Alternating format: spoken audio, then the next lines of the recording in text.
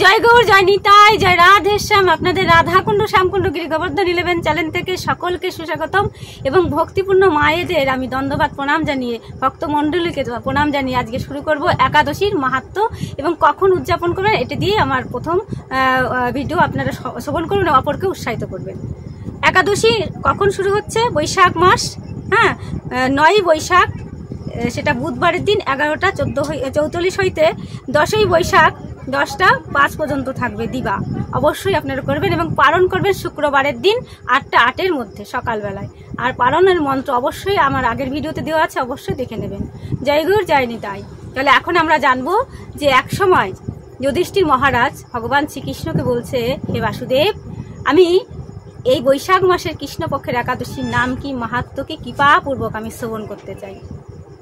আর ভগবান খুব প্রীত হন যখন না ভগবানের সম্বন্ধীয় কথা, একাদশীর কথা, ভক্তের কথা কোনো ভক্ত শুনতে চায়। আবার ভগবান যে এত প্রীত হন, তো ভগবান শ্রীকৃষ্ণ বলছেন এই একাদশী বৈশাখ মাসে সকলেই করণীয়। এই বৈশাখ মাসের কৃষ্ণপক্ষের একাদশীর নাম হচ্ছে বরুথিনী একাদশী।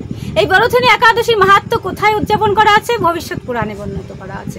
এই একাদশী এতটাই উত্তম, এতটাই সাফল্য, এতটাই পুণ্যপ্রদায়িনী, এতটাই সৌভাগ্যশালী, এই একাদশী ব্রত স্বয়ং মান্ধাত্তার ধুন্মদার রাজা আদি করেছিলেন এবং স্বয়ং মহাদেব, দেবাদিদেব মহাদেবও এই একাদশীর ব্রত উদযাপন করেছিল। তাই এই একাদশীতে কি কি করণীয় এখানে ভগবান বলছে যুধিষ্ঠির মহারাজকে, রাজন, কোনো অভাগা স্ত্রী যদি এই একাদশী করে অবশ্যই তার সৌভাগ্য বৃদ্ধি হয়।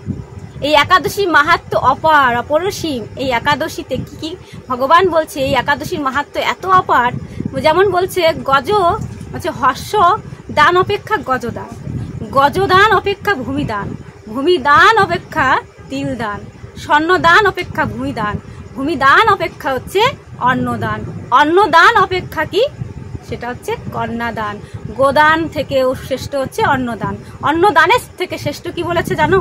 বলছে বিদ্যাদান।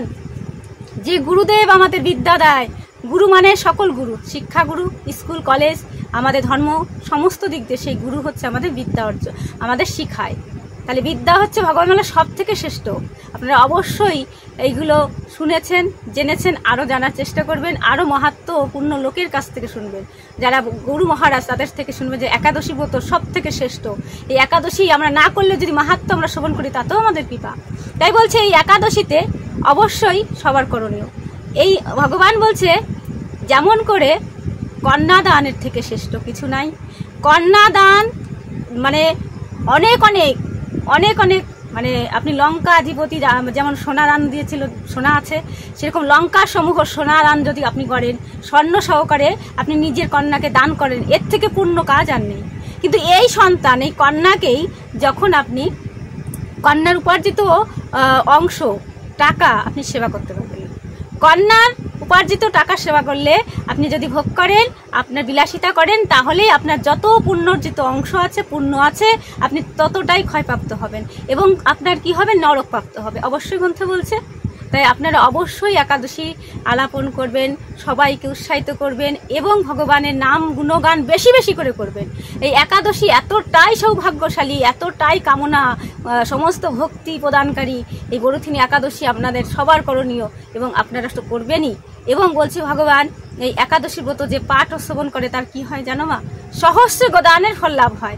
আবার কি বলেছে? 10,000 বছর তপস্যা করলে যে ফল পাওয়া হয় সেটা মাত্র এই বরুথিনী একাদশী ব্রত উদযাপন করলেই পাওয়া যায়। তাহলে মা এই একাদশী এতটাই মাধুর্যপূর্ণ, এতটাই সৌভাগ্যশালী, এই একাদশী আপনারা অবশ্যই করবেন।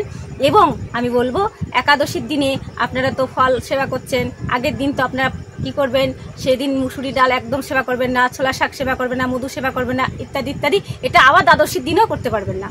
এবং আপনারা ভগবানকে ফল নিবেদন করে সেবা করার পরে আপনারা নিজেরা সেবা করবেন এবং দিন রাত আপনারা যদি মালা জপ করেন অবশ্যই করবেন, শ্রীমদ্ ভগবদ গীতা অধ্যয়ন করবেন, হরিনাম জপ করবেন, পাঠ কীর্তনে যাবেন, সদা সর্বদা কি করতে বলেছে আর ওই মাহাত্ম্যে কখনো পরনিন্দা করা যাবে না।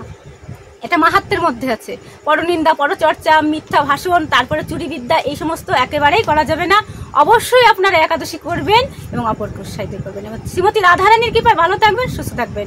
এবং আমাদের এই চ্যানেলে সর্বদা যারা প্রথম থেকে আমার পাশে থেকেছেন তাদের অবশ্যই আমি বলবো ধন্যবাদ, আমার সহস্র প্রণাম। এবং যারা এখনও আমার চ্যানেলে দেখছেন নতুন, তাদের আমি অবশ্যই বলবো আমার চ্যানেলে আপনারা সাবস্ক্রাইব করে আমার পাশে থাকবেন এবং ভালো থাকবেন। রাধে রাধে। আর যদি আমার এই ভিডিওখানি ভালো লেগে থাকে অবশ্যই লাইক, কমেন্ট, শেয়ার, সাবস্ক্রাইব করবে এবং পাশে থাকবেন। রাধে রাধে।